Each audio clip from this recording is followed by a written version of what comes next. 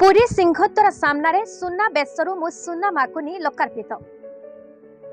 पुरी श्रीमंदिर सिंहद्वार सामने जगन्नाथ प्रति समर्पित एक भक्ति आधारित संगीत सुना बेसरू मु सुना माकुनी लोकार्पित हो जाइछे। गीतिकार डॉक्टर रवि नारायण साहू संगीत और कंठरे रूपायित उक्त भक्ति संगीतर लोकार्पण कार्यक्रम में अतिथि भाव में दूरदर्शन विशिष्ट उपस्थापक निर्माल्य पत्रिकार संपादक तथा प्रभु जगन्नाथ सेवक विश्वनाथ दास, उत्कल विद्युत परिषद सभापति मनोज रथ, संस्कृति विशेषज्ञ तथा परिचित गीतिकार बद्री मिश्र, शिशु समाचार संपादक सुकांत पंडा प्रमुख उपस्थित थे।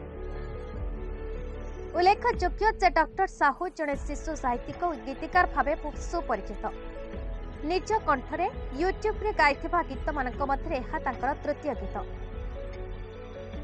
बरगढ़ ओम प्रोडक्शन द्वारा निवेदित एही गीतटी श्रोता मानक द्वारा आदृत हेबो बोली अतिथि माने मत व्यक्त करिथिले।